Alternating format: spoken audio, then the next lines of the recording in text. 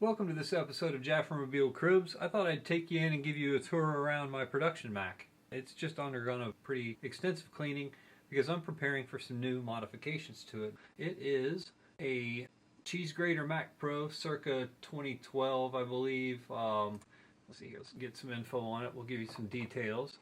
So it is a dual quad core Intel Xeon 2.4 gigahertz monster with 256K cache per core. It's got plenty of juice. I bought an upgraded 32 gigs of RAM. If we look over here at the memory, you'll see that it's all 8 slots are full DDR3 ECC 1066 megahertz chips. And for the hard drives attached, we have on the serial ATA bus 4 2 terabyte hard drives. 2 of them are Hitachis.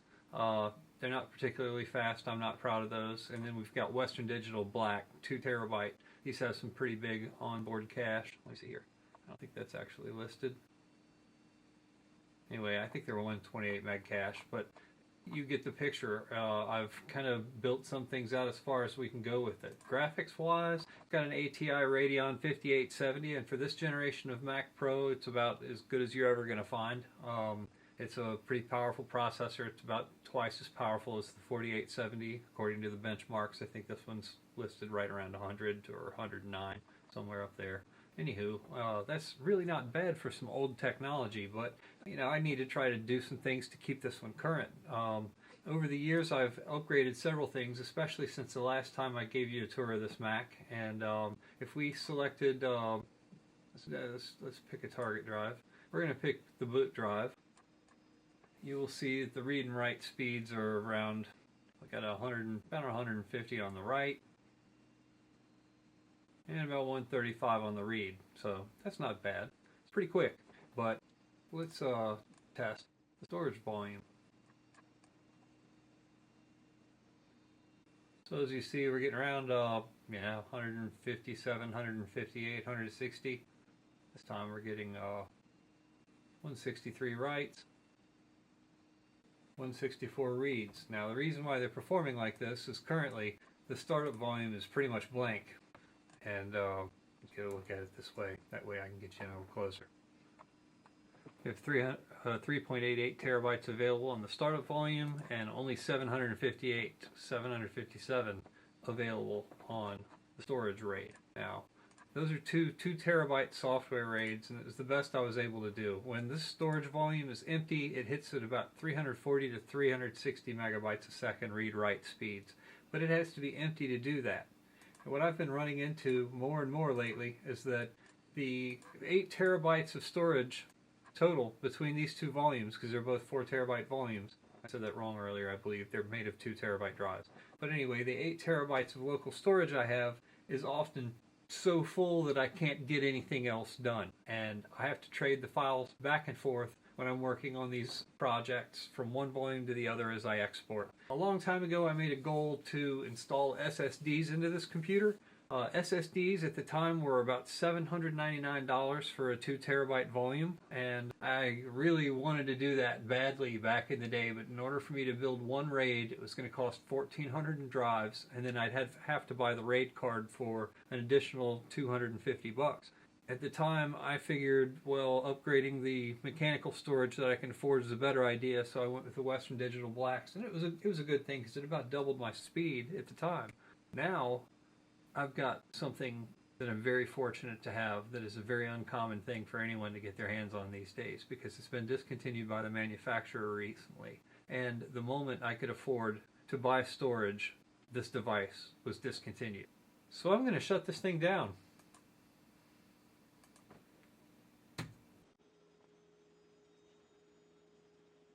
So come with me. Now I'm a huge nerd wearing a body cam. That's where the computer lives. It's so dark in here, I don't think you're going to be able to see anything. But anywho, let me see if I can illuminate the situation for you.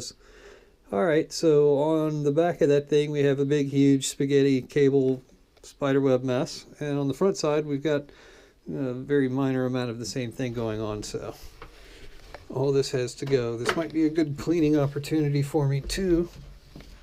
So, see if I can get back here.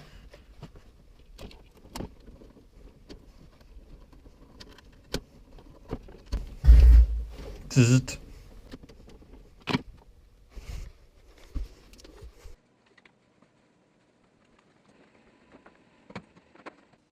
So this thing runs 24/7, and it's been a long time since I've been in here. Yeah, and it shows it's got a pretty good coating of dust all the way inside and out. Everything looks normal. Just a little dusty. I'd like to get it cleaned up a little bit before I do this next round of modifications to it. Pretty cool design. The processors both have heat sinks there, and the memory, 4 slots per processor per side of the logic board. Press these 2 little tabs in, dunk, and the entire processor tray comes out of the logic board. So it's on a daughter card. Very complicated socket. But there's a whole lot of dust, and I want to do some cleaning, get this thing back in top condition before I go further. Now, take the video card out.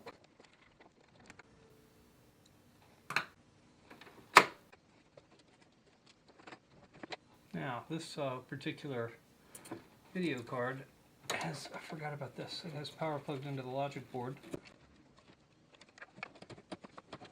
Dusty. I'll be right back with the damp cloth. Let's be honest, none of you watch my channel for computer repair or advice, and that's not why I'm here. Cleaning a computer is extremely boring. This could be the 10,000th time in my life that I've had to blow the dust out of a computer, but the reason why this time is different is because this is your computer, not mine. I'm taking care of the equipment that entertains you, and it's nice and clean now, ready to move on. The architecture of this old Mac is by no means obsolete. There's no operating system that I can't run on this thing. The most dated piece of architecture in it are the 4 serial ATA3 interfaces for the hard drives. If I want to take advantage of the blazing fast speeds that SSDs can provide, I need a 6 gigasec ATA controller. Or better yet, I get one of these things, which is a now obsolete card according to its manufacturer. Just because it won't boot to Mojave, can you believe that? This particular Apple certified technician will never need to run anything but Snow Leopard on this machine, so I really don't care about that. What sets this card apart from other solutions, though, is the fact that it has not 1, but 2 serial ATA6 controllers and connectors on it, and built-in real estate to mount the actual SSDs to so that I can leave the other 8 terabytes of storage in place. This card was actually designed around this cheese grater Mac Pro model that Apple stopped making a half-decade ago. It's not the first Sonnet product that I've used, and Sonnet has over 2 decades of history making products to supercharge Macs or just to breathe new life into them. This Mac is not just used for pre-production and video crunching though. I also use it as my import station, as the server for all the computers that I use in my production to store and share files from. I also do all my archiving with it using one of 3 other external RAIDs. It's my audio booth. It's a whole lot more than just a server, but you may hear me refer to it that way occasionally when I describe how I use it in my production. You get it. This is your computer. It's a workhorse. With all of these interfaces, it's an extremely useful machine.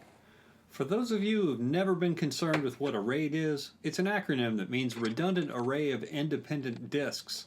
Except that my configurations don't involve any redundancy and the disks work in pairs as a team, so the R and the I really don't count.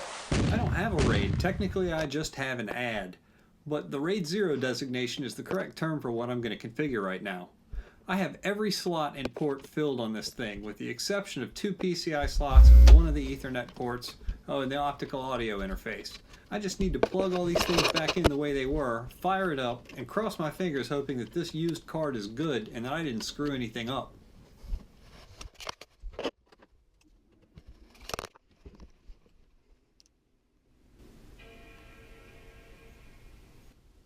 Well, there's a good sign.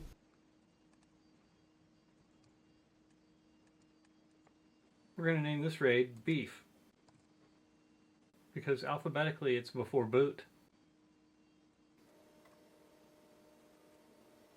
Does it only say there's 2 terabyte available? Did I do that wrong? I did. Let's delete that. Beef.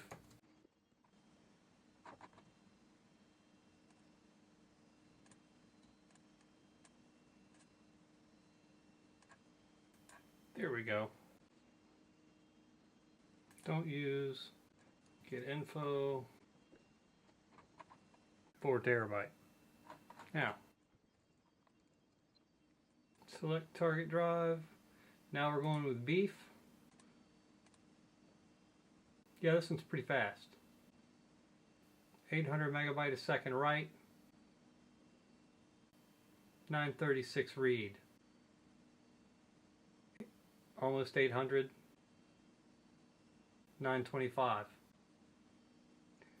I'd say that this hard drive is considerably faster than the ones that I've had in here. I needed this badly. This will so incredibly speed up my original DV footage as it's being imported.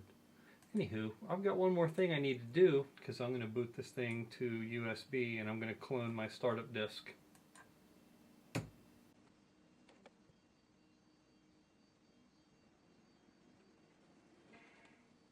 It's going to take this a long time to boot off USB.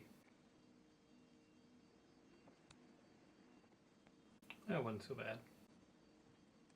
I'm using Mavericks because the disk utility is old enough to be able to clone this disk from one volume to the other. My startup volume is 10.6.8 and I will be forever using that. That will never change.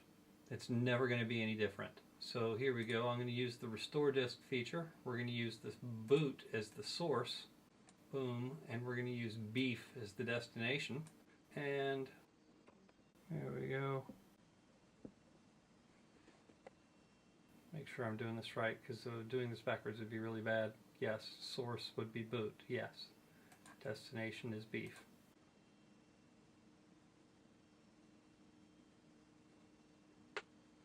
So it'll be a little while, however long it takes to copy the amount of data that's on that disk to beef. Copying from one RAID to the next. So all 3 volumes are up and running and I've got my operating system moved over. Never mind the details of that. Never mind the fact that I may have had to use this thing, which is an old relic. I had to basically reinstall an OS on this old beat up laptop. This works, believe it or not.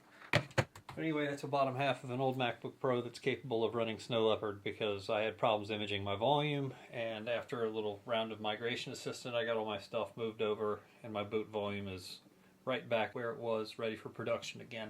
I'm really happy to have this. This thing right here is going to make a huge difference in my production. Let me show you the reasons why. Let's go to iMovie, where I've already imported the movie clips from the upgrade of this machine. Drop those into a project. Look how fast the scrubbing is. It's almost like it doesn't even want to drop frames. It's just lightning fast. I can edit through this stuff now. If I were to take this entire episode and accelerate it twice as fast, that's an hour's worth of footage. Yeah, this is one of the most time-consuming things that I do. Let's monitor what it's doing.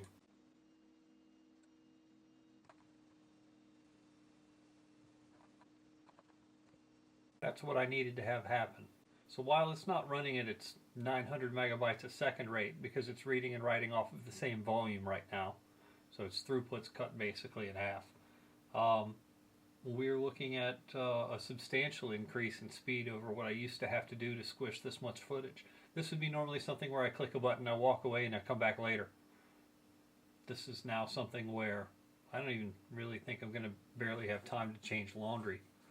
So this is the video I just captured of this upgrade, and just seeing that while it's even doing that, I can manipulate the project just as fast as if I weren't. That's a huge increase in speed. So I think I'm going to like this. This is going to be nice. One thing I am seeing that's a whole lot different than before, here you can see in the activity monitor that I'm using more than half of all 8 of my processors. And that's a great thing, because before I was only able to actually ping one of these and maybe get 2 bars on another. But now that I can feed the processors fast enough, I'm using all of the processing power. That's a great thing. The proof is in the pudding, though. There's nothing better to prove how it performs than actually editing a video with it, to see if it actually does improve the pre-processing time. I have multiple reasons for using iMovie 06 in this stage of production that I'm simply not going to get into in this video. If you want to argue with me about it in the comments, go right ahead. I'm happy to explain them, just not in the video.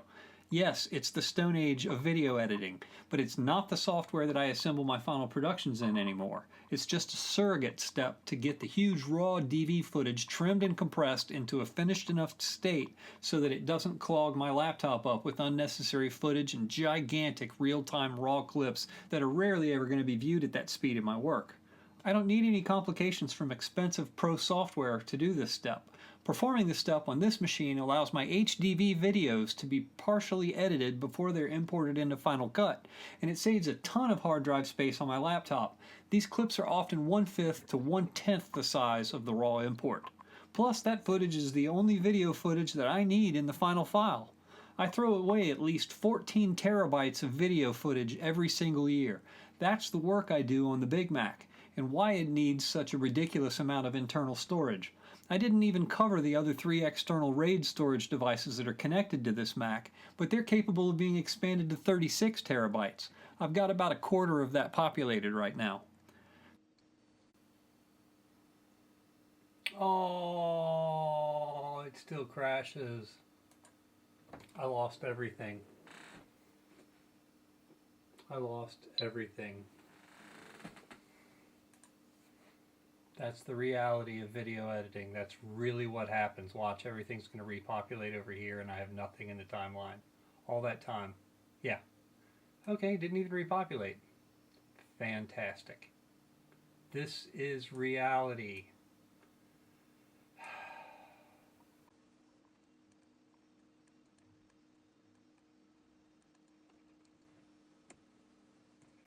The hell? Jeez. Over 150 edits were lost. You don't save any time when your project crashes. Jeez.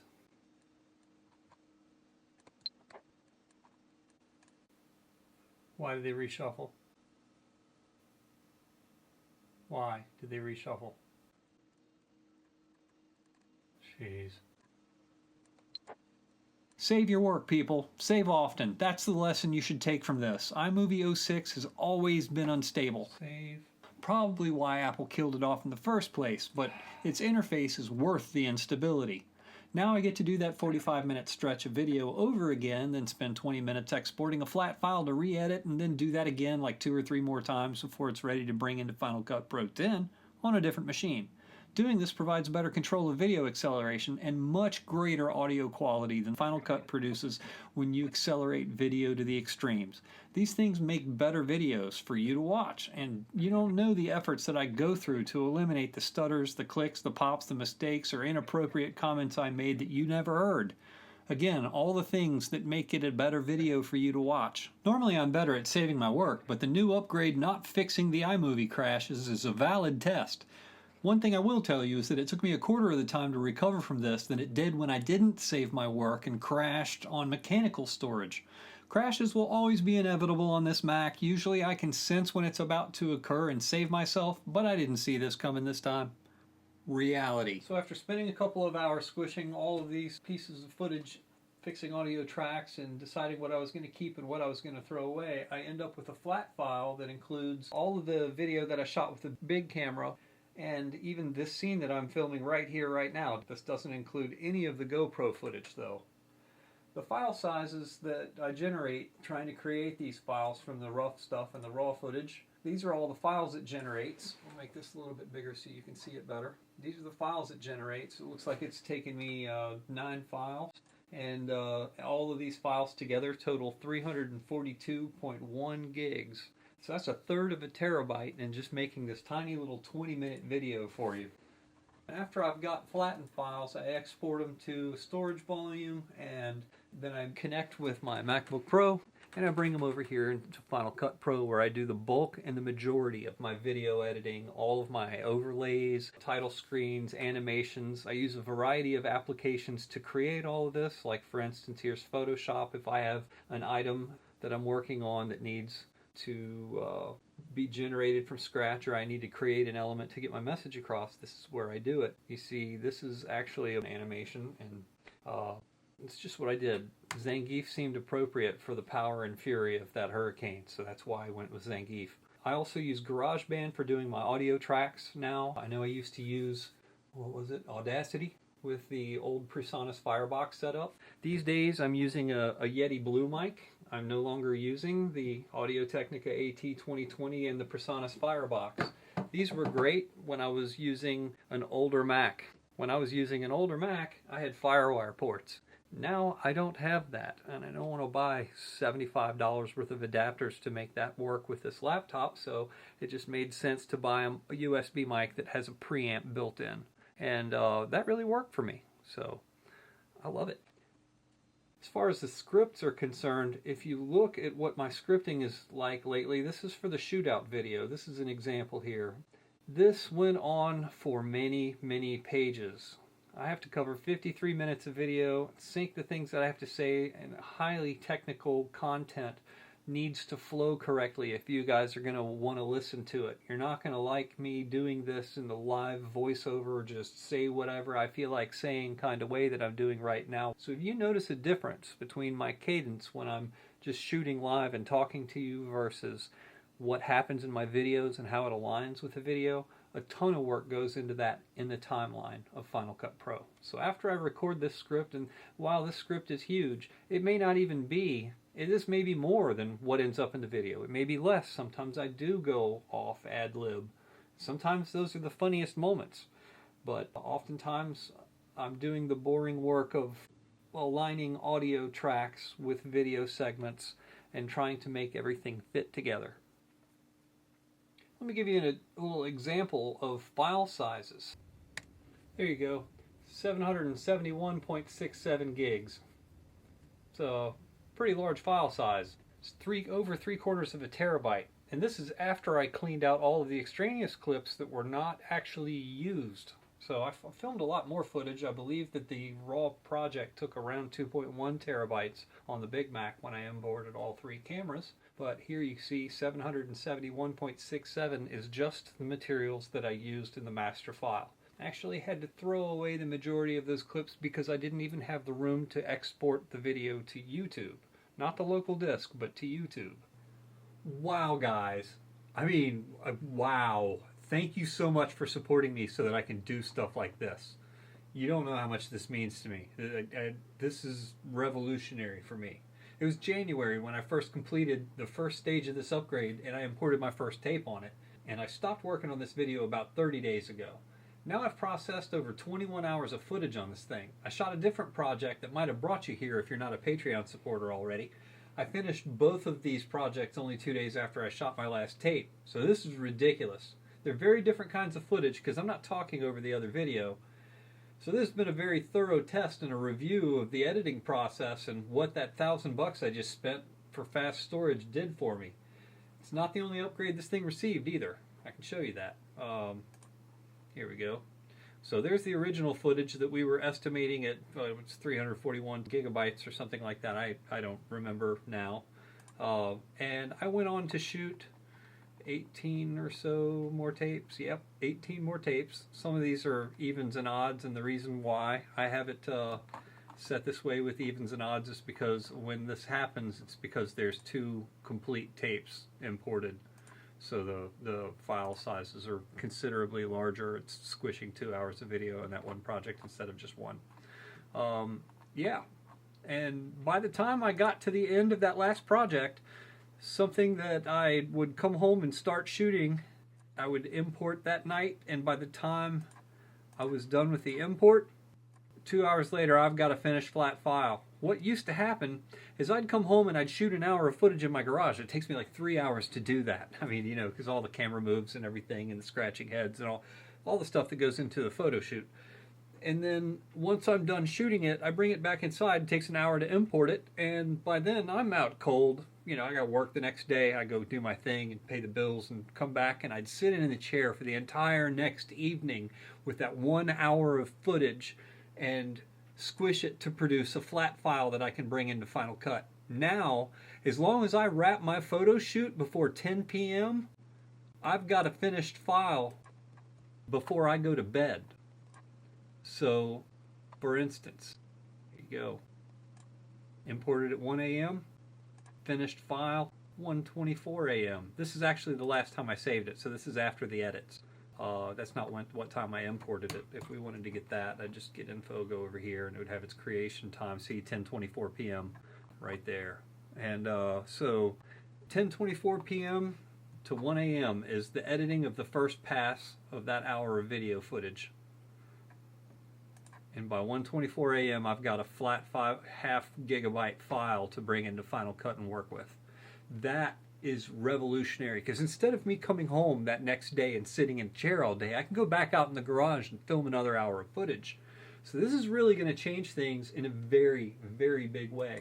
On this video, I was going to go on and talk about, you know, the battle to get an obsolete piece of hardware and what it cost me and stuff, and I could go on and talk about all of that, and in case you're curious, that's what a $240 card costs. But really, it doesn't matter. None of that matters. I needed this, and I'm the guy that needed this. It's not something that everyone needs to have. So I'm very fortunate to get the thing that accelerates my production. I can't afford $7,000 for a whole new editing rig and to buy a brand new computer that can do what I need. But I sure have built one that's a lot like the Hyundai. And I mentioned that there were other upgrades. There were. You'll see my hard drives.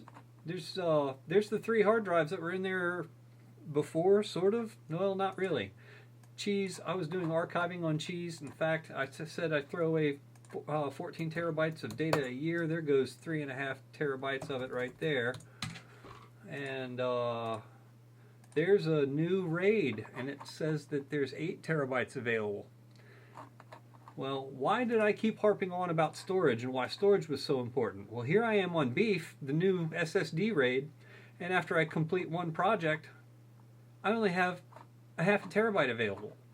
According to this, it's 470 gigs.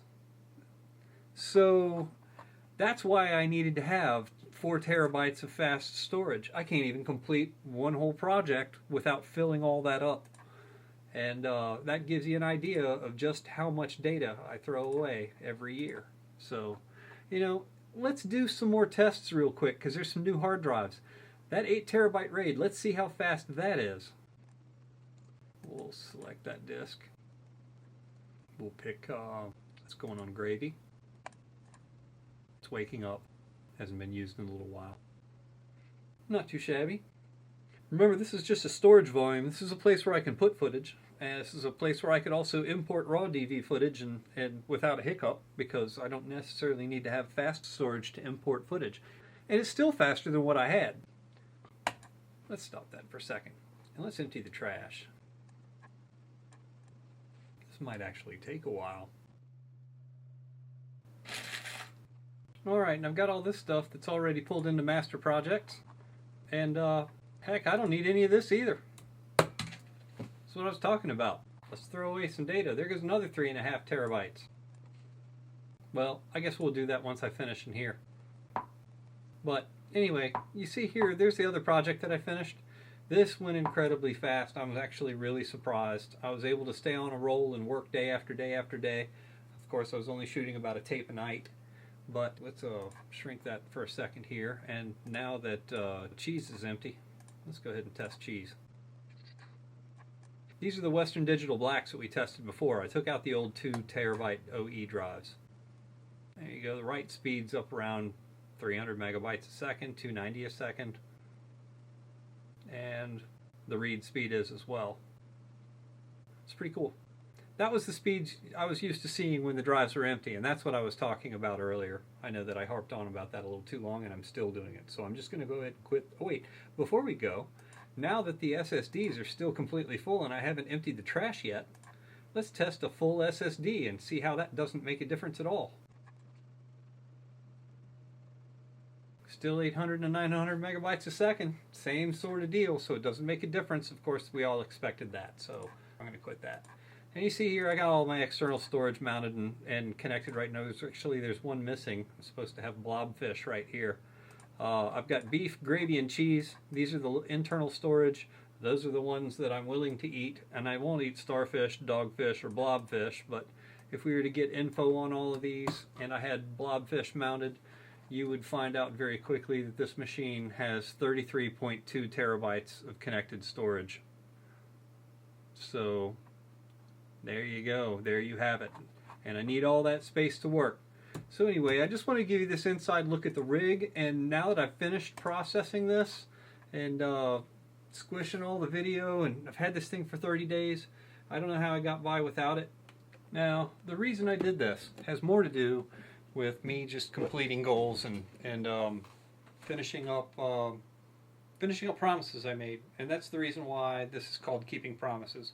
It's because I said that I was going to upgrade my storage, and actually I did many times over the years. I actually had to do this incrementally because the storage costs for SSDs were so high that I went with what I could get at the time. And as the prices evolved with what happens with technology, I'm able to actually get all of that stuff in here and have the best of both worlds. I have both the speed and the storage space I need. Now this thing's sitting here running tests, and you can see that it's a whole lot faster. So I've been pretty much doing all of my editing on this for the past year and a half for the final stuff, but in order to get it there, I had to run it through the other system first. Because of the slowness of the other system, I did a lot of that work on here, but that cost me in hard drive space, so I had to find a compromise, and this fixed it. So as I fulfill other promises that I made, expect videos for these, and of course this is free to everybody. Just wanted you to know that the money that's spent on my channel here on this Patreon page goes to my production costs. It goes to parts, it goes to hardware, computer equipment, production gear, lighting, travel.